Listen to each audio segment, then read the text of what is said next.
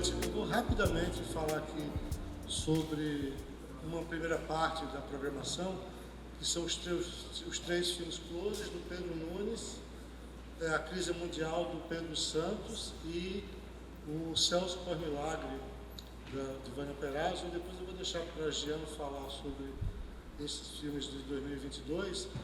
Mas rapidamente, a partir do que foi falado aqui na mesa, que foi bem interessante, essa ideia que Vânia falou sobre escolha um personagem e faça o filme, ela o fez em grande estilo, porque o Celso Pós-Milagre é sobre Celso Furtado, que é um dos grandes paraibanos, né, do século XX, com certeza, e que mostra o cotidiano dele como professor, não no exílio, porque tinha sido pós-AI-5, mas ainda morando na França. E aí, sem dar spoiler, o filme tem um tom muito otimista, inclusive com uma participação luxuosa, né, do futebol brasileiro, e o Celso termina, né, de maneira, eu digo Celso porque os paraibanos têm uma certa intimidade com ele, termina com uma coisa muito esperançosa no aeroporto de Paris. Então é um filme muito interessante, pelo menos do meu ponto de vista, sobre aquele período, né, que a abertura lá do governo Figueiredo, em que já havia uma perspectiva, né, o regime militar estava em franca decadência, e o filme capta, a partir da perspectiva pessoal de Celso Furtado, né, essa possibilidade, né, que depois daria na Nova República e tal. O Closes do Pedro Nunes é um filme, e aí ele está aqui do lado, mas eu preciso falar, porque depois ele vai falar. É um filme que não é ligado ao Ateliê Varrão. O querido Jomar Muniz de Brito, né, dizia que era cinema indireto, né, era uma brincadeira, mas na verdade eu acho que o Close se encaixa nessa diversidade temática, como o Bertrand disse, de quando ainda não existia o termo LGBTQI, né, já se fazia esse cinema aqui na Paraíba, né? Então você tem Closes do Pedro Nunes, o Perequeté do Bertrand Lira, Como Era Vermelho Meu Batom, de Henrique Magalhães, Baltazar da Lomba, que é um filme coletivo, era um grupo de ativistas e professores e muitas pessoas ligadas ao FPB, né? É um grupo coletivo gay, né, como se dizia na época. E também é importante falar sobre a gente está aqui no FPB, no Cinema Aruanda, sobre naturalmente a importância do FPB para isso, e aí a gente está na Sala Aruanda para falar sobre a importância de Duarte Noronha, que depois do sucesso de Aruanda, ele conseguiu, na Universidade da Paraíba, já federalizada, que é de 1962, seguindo um modelo que Paulo Emílio tinha feito na USP, ele fez um serviço de cinema universitário. E aí, com o golpe de 64, esse serviço foi extinto, e aí a gente pode falar nisso em outro momento, né? Mas enfim, esse ciclo de Super 8, que a gente vai ver esses três filmes, ele é uma continuidade da relação muito produtiva, e até hoje eu sou professor do curso de cinema, a gente está aqui no ambiente do curso de cinema, dessa relação do cinema paraibano, da UFPB, com o cinema paraibano. E o filme do Pedro Santos, que eu tive chance de ver pela primeira vez, porque eu e a minha colega Lara Amorim, do curso de Antropologia, a gente fez em 2012 e 2013 um projeto chamado Cinema Paraibano, Memória e Preservação, e a própria memória desse projeto é a memória de um país que não existe mais. Esse projeto, a gente teve um dinheiro da Petrobras, do programa Petrobras de Cultura, que deu um valor que hoje seria expressivo, né? Na época era, hoje também seria, se você colocar a inflação, para a restauração, a digitalização, ou a telecinagem, como queira chamar, de um acervo de filmes Super 8 de um estado periférico. A gente sabe que depois do golpe contra Dilma e o governo Temer e Bolsonaro, houve um esvaziamento da Petrobras, do BNDES, a venda criminosa da Eletrobras, o Estado brasileiro cada vez com menos capacidade de investimento no geral. Isso se reflete muito na cultura, no audiovisual. Então, a própria existência desse projeto, eu acho, né, Rafael, que alguns dos filmes são do próprio projeto, né? Que a gente vai, então, e aí vocês vão ver que tem a cartela da Petrobras, a própria existência desse projeto, de 12, 13 anos atrás. Aliás, eu estava lembrando que foi esse projeto que abriu essa sala aqui. A gente exibiu os filmes pela primeira vez, foi a primeira sessão de filmes que teve aqui. Então, a própria existência desse projeto mostra como a gente está aqui, já que trata-se de cinema e história, né? A relação do Estado brasileiro com a cultura, ela é fundamental. E eu não sei se hoje a gente teria na Petrobras uma lei de financiamento que conseguisse com tanta facilidade fazer esse trabalho. E a crise mundial, como eu disse, foi a primeira vez que eu pude assistir esse filme. Eu entrei na universidade como aluno ao final desse estágio com a Varran. É um filme muito interessante porque o Pedro Santos, que foi não foi aluno de Pedro Santos, eu o conheci rapidamente, ele aqui como professor do departamento de música, mas ele de fato, essa formação ligada ao partidão, né, ao Partido Comunista, uma visão muito assim de decolonial, quando sequer existia esse termo. Então acho que o filme reflete muito isso. Acho que esse programa, para os que não conhecem esse momento do cinema paraibano, né, esse ciclo de Super 8, é um programa, né, feito aí, e aí parabenizar a curadoria, que dá muito conta dessa diversidade da produção do Super 8 na Paraíba, nesse início dos anos 80. Eu gostaria de observar alguns pontos que são interessantes nessa mostra, né, para que ela não pareça algo paradoxal ou em antítese. Na verdade, nós temos um arco temporal de uma produção amadora, de uma produção artesanal, de uma bitola, que no caso era chamada uma bitola de cozinha, não é? E já em um momento, embora você tivesse aí profissionais que já atuassem, já atuavam com o cinema de forma profissional, como é o caso de Pedro Santos, né, nessa parte da trilha sonora para o cinema, e também o Jurandir Moura, que já tinha Padre Zé Estende a Mão, uma experiência de cinema, como também o Manuel Clemente, que já tinha feito em 35 milímetros, não é? O filme que é homenageado desse colóquio, né, que é o País Sansaré. Então essas pessoas, elas foram fazer o estágio, mas a concepção maior do estágio é essa característica não profissional, não é?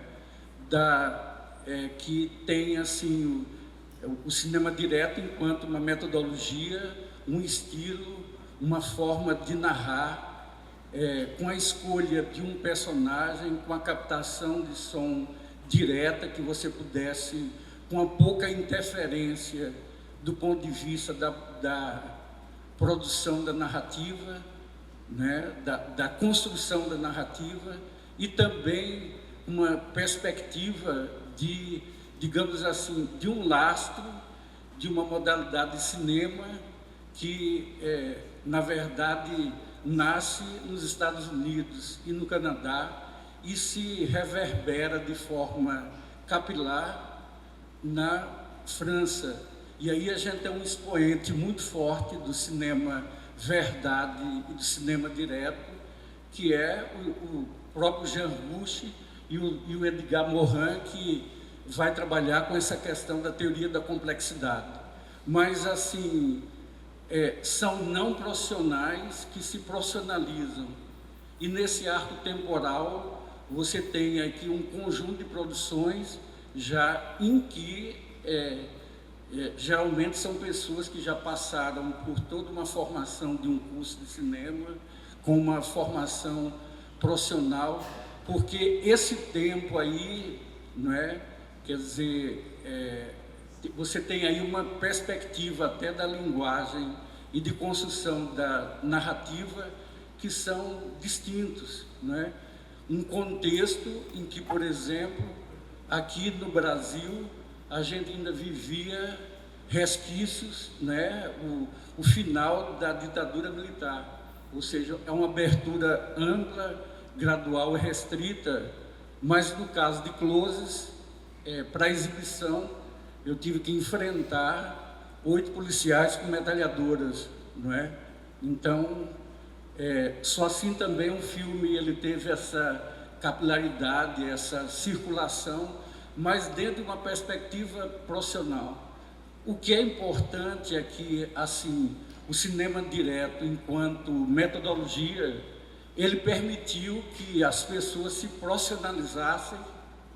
Aí um exemplo é a nossa querida aqui, Vânia Perazzo, que tem uma produção intensa, não é? o próprio o Torquato Joel, o Torquato Lima, que tem um filme no 8x8 aqui que está presente e outros, né? Mas essa característica da maleabilidade, da sincronicidade com o som, essa característica do direto, e ela se desdobrou, se desagou nessa espécie de profissionalização. Então, claro que em 40 anos você tem dinâmicas do conhecimento, você tem, com o avanço da ciência, você tem transformações tecnológicas, a forma de montar, de editar, de construir narrativas, você muda, não é? E o que acontece? Na medida em que você capta no Super 8, no processo de captação, você não tem como interferir na película, a não ser que você risque a película, não é? Aí, claro que o que tem interessante que você capta nesse movimento 8x8 e da questão da modernidade é que você capta em Super 8, mas você tem essa possibilidade de digamos assim, trabalhar de forma mais líquida, não é? E que a tecnologia enquanto um processo, o uso da tecnologia enquanto um processo auxiliando o processo de criação, né? Então são momentos distintos, não é? Esse colóquio ele é muito importante porque ele traz aqui à tona algumas questões. Eu não sei se o Pedro Santos está aqui ainda, mas assim, é a necessidade de uma política institucional para digitalização dos filmes. Não é só digitalizar, é digitalizar profissionalmente, uma necessidade de tratamento desses filmes. Pelo menos o filme que eu conheço aqui, o filme da Perazzo, em que, por exemplo, ele está em condições, não é, que são condições que não estão boas, né? Então tenhamos em conta que é essa ação do tempo.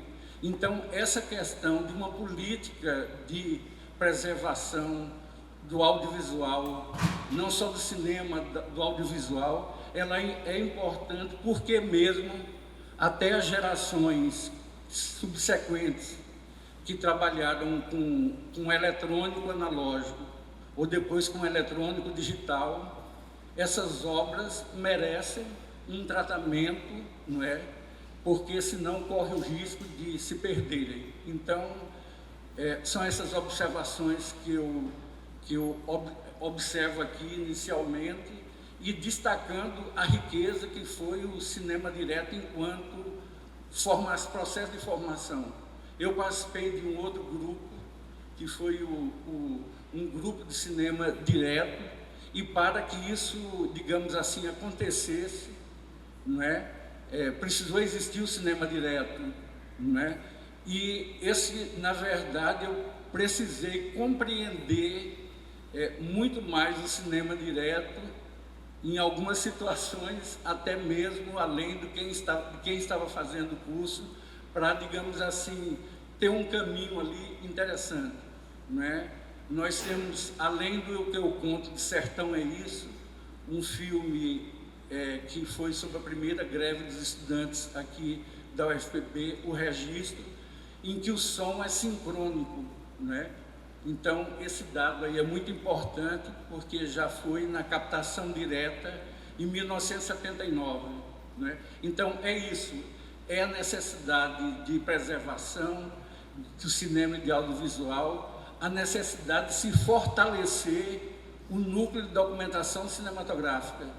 Olha, se a universidade, o Estado e a União, se não tem uma política de preservação, então, quer dizer, a nossa cultura ela vai de água abaixo e isso se apresenta, não é, nos filmes que vocês vão ver agora, nesses ainda que conseguiram sobreviver, mas até filmes de Hollywood, de superproduções, eles necessitam de preservação e de tratamento para poder serem exibidos, né? Essa aí que eu queria colocar, e essa importância e a diversidade do movimento. Por exemplo, nós tivemos a nossa geração teve essa força de, claro, ter agrupado com outras pessoas, mas a gente liderar o curso de cinema, aqui a criação do curso de cinema, capilarizando com vários outros professores, mas ao mesmo tempo é exatamente essa geração que vai aqui estabelecer, inscrever um curso de cinema e audiovisual na UEPB, na UFPB, né, para que essa questão ela seja estudada, que ela seja refletida, para que a gente tenha rigor nesse processo de produção e, ao mesmo tempo, que a ética perpasse essas relações de produção, de reflexão e de produção do conhecimento também, não só do audiovisual. Muito obrigado aí. Primeiramente, eu queria agradecer o convite, né, do Zanato para participar aqui dessa mesa, do colóquio. É um prazer estar aqui com vocês, com o professor Pedro, com o professor Fernando Trevas. Meu nome é Giana, eu vim representando o projeto 8x8. Esse projeto ele surge de uma inquietação minha e da Maria Benalha sobre... A gente estava refletindo sobre esses modos de fazer, né? Eu, a Maria, o Diego que está ali, eu queria quebrar o protocolo e convidá-lo também a participar da mesa, porque ele também está com um dos filmes que vão ser exibidos aqui, que é o Conserva. Ele é um dos realizadores que também participou do projeto 8x8. Sobre esses modos de fazer, né, porque nós somos cineastas de uma era digital, né?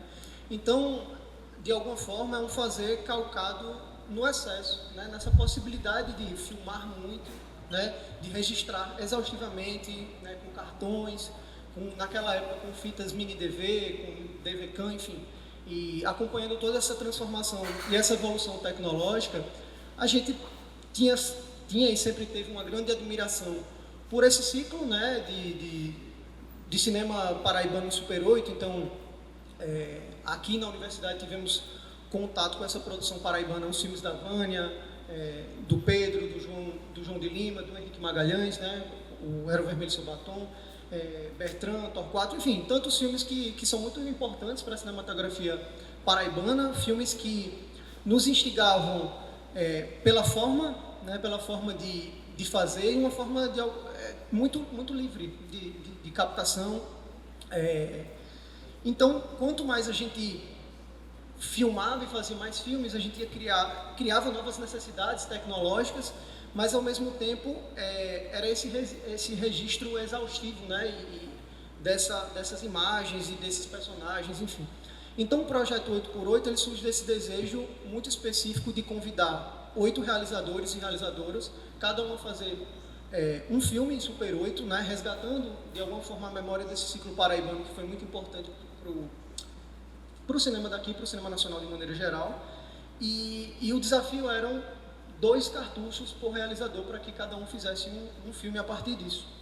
Então era muito pouco, né? 2 cartuchos, dependendo do número de créditos que você filma, enfim, vai dar 3 minutos e pouquinho e tal. Então, a gente tinha pouquíssimos recursos. Alguns realizadores já tinham algumas ideias há algum tempo, como é o caso do Diego, e outros foram surgindo a partir desse convite.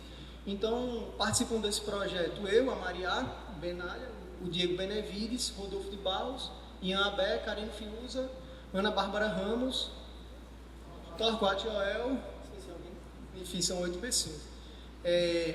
E desse convite, dessa realização desse projeto, saíram 8 filmes que são irmãos e irmãs, né, acompanham o mesmo processo de produção, né, a gente deu todo um suporte técnico.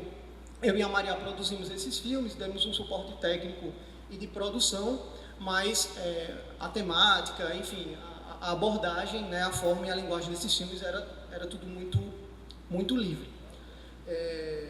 Enfim, foram filmes que cada um construiu a sua trajetória. Os filmes circularam pelos principais festivais de cinema do país, né? Os filmes foram exibidos no Kinofórum, em Tiradentes, Goiânia, vários festivais durante todo o Brasil. Enquanto antologia, eles também tiveram a oportunidade de serem exibidos no Curta 8, onde o projeto foi premiado, também no Super Off em São Paulo. Enfim, tanto o projeto quanto os filmes encontraram os seus caminhos e tiveram uma visibilidade muito, muito bacana, né? Resgatando essa ideia dessa produção em Super 8 e a partir de como eu falei nessa ideia inicial, a partir dessa ideia, esse desejo de fazer com pouquíssimos cartuchos, né? Ou seja, um registro muito meticuloso e muito pensado daquilo que seria gravado, já que a gente tinha pouco material à disposição, a gente teve a oportunidade de fazer esses filmes. Então hoje a gente vai assistir aqui o La Caramela, que é o filme que eu dirigi, o filme O Conserva, do Diego Benevides, e o Anomalia, do Torquato Joel. A ideia, obviamente, é que a gente possa, no futuro, expandir esse projeto, convidar novos realizadores, novas realizadoras, para manter viva, né, essa produção e essa memória do cinema em Super 8 na Paraíba. Vou passar aqui para o Diego para ele falar um pouco do processo de produção do Conserva, que é a superprodução do projeto, uma ficção, um projeto grande, em relação até a outros que são menores, mais intimistas. E é isso. Obrigado.